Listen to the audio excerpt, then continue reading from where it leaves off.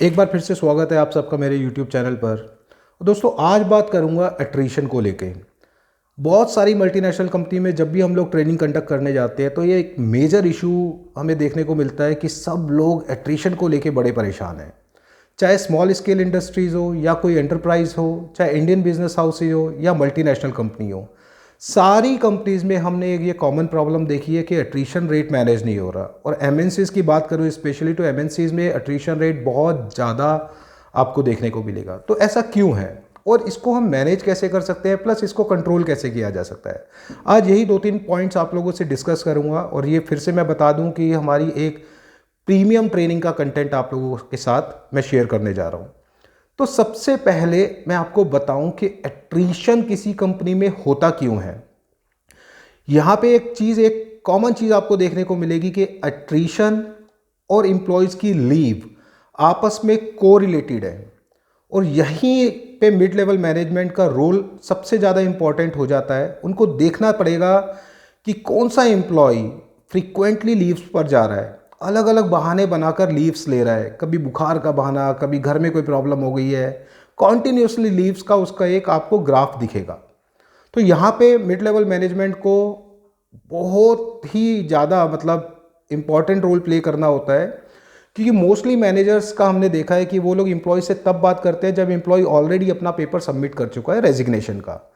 अब आप एम्प्लॉय से बात करेंगे तो आपको कोई फ़ायदा नहीं मिलेगा, क्योंकि ऑलरेडी उसने अपना माइंड मेकअप कर लिया है कंपनी को छोड़ने का। अब वो कंपनी छोड़ेगा ही, या हो सकता है उसने किसी और जगह पे ऑलरेडी इंटरव्यू क्रैक कर लिया हो और अब वो वहाँ पे ज्वाइन करने जा रहा है। अब सिर्फ आपको नोटिस पीरियड देने के लिए वो अपने पेपर सबमिट कर रहा है। ठीक है, तो 95% हम लोगों ने यही दिक्कत देखी है कि मिड लेवल मैनेजमेंट लास्ट में उस एम्प्लॉय से बात करते हैं, जबकि उन्हें उस एम्प्लॉय से तभी बात करना स्टार्ट कर देना चाहिए जब उसका पैटर्न आप फॉलो करेंगे और उसका लीव्स का पैटर्न काफ़ी फ्रीक्वेंटली दिखेगा आपको। यहाँ पे दो तरीके के इश्यूज एम्प्लॉयज़ मेजरली फेस करते हैं, स्किल बेस्ड इशू और विल बेस्ड इशू। हो सकता है कि आपने उस एम्प्लॉय को उसके स्किल सेट के अकॉर्डिंग प्लेस नहीं किया हुआ कंपनी में। छोटा सा एग्जांपल लेता हूँ। सपोज एक एम्प्लॉय को आपने रिपोर्टिंग में प्लेस किया है, but he is not good in Excel. अभी वो एक्सेल में कंफर्टेबल नहीं है, तो वो रिपोर्टिंग का काम इतना कंफर्टेबली नहीं कर पाएगा। तो यहाँ पे आपको एनालाइज करना पड़ेगा कि ये स्किल बेस इशू है। एम्प्लॉय को एक्सेल की आपको ट्रेनिंग कंडक्ट कराने की ज़रूरत है। स्किल इश्यूज हमेशा रिजॉल्व हो जाते हैं। 99% चांसेज होते हैं कि हम राइट स्किल सेट उसको प्रोवाइड करा देते हैं अकॉर्डिंग टू दी ट्रेनिंग ही और शी इज़ रिक्वायर्ड।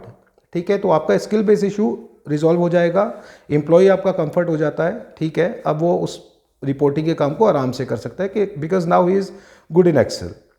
दूसरा इशू आता है विल बेस इशू। सपोज कि कोई टेक्निकल बैकग्राउंड का एम्प्लॉय है आपके पास और आपने उसको अगेन रिपोर्टिंग में प्लेस किया हुआ है, तो वहाँ पे वो कंफर्टेबल फील नहीं किया करेगा, क्योंकि उसका पुराना सारा बैकग्राउंड टेक्निकल का है। तो आप देखो कि क्या उस एम्प्लॉय को उसके राइट स्किल सेट के अकॉर्डिंग हम कंपनी में किसी टेक्निकल डिपार्टमेंट में प्लेस कर सकते हैं। तो इस तरह से आपको स्किल बेस इशू और विल बेस इश्यूज़ को एनकाउंटर करना होगा और उनको रिजॉल्व करना पड़ेगा। और हम लोगों ने देखा है ऐसी ट्रेनिंग कंडक्ट करा के 50 to 60% एट्रीशन जो कंपनीज में हो रहा है उनको हमने रिड्यूस किया है और रिड्यूस हो जाता है। और ये थंब रूल है जो कि सारी तरह की इंडस्ट्रीज पर एप्लीकेबल है। तो यहाँ पे फ्रंटलाइन मैनेजर का रोल सबसे ज़्यादा इंपॉर्टेंट है। जिस भी मैनेजर को एम्प्लॉय रिपोर्ट कर रहा है, डायरेक्ट रिपोर्टीज जो होते हैं, डायरेक्ट रिपोर्टर्स जो होते हैं, उनको ये इशू हैंडल करना पड़ेगा। दूसरा एक इशू और आ जाता है कि काफ़ी एम्प्लॉयज़ से हमने सुना है और एक्सपीरियंस से हम बता सकते हैं कि मोस्टली एम्प्लॉयज़ अपनी कंपनीज़ को नहीं छोड़ते, वो अपने इमीडिएट मैनेजर्स को छोड़ते हैं।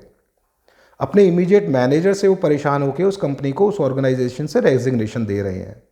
तो यहाँ पे सीनियर लीडरशिप का रोल इंपॉर्टेंट हो जाता है कि सीनियर लीडरशिप को फ्रिक्वेंटली, चाहे once in a month, twice in a month, एक स्किप लेवल मीटिंग कंडक्ट करनी चाहिए, जिस मीटिंग में इमीडिएट जो बॉस उनका है, फ्रंटलाइन मैनेजर है, वो उस मीटिंग का पार्ट नहीं होना चाहिए, ताकि एम्प्लॉयज़ खुल के अपनी प्रॉब्लम्स एक लेवल अप जो लीडरशिप है उससे डिस्कस कर सके। हो सकता है वो आपको ऐसी प्रॉब्लम्स बताएंगे कि हमारा इमीडिएट मैनेजर बायस है, पार्शल है, इसलिए हम लोग परेशान हैं टीम में।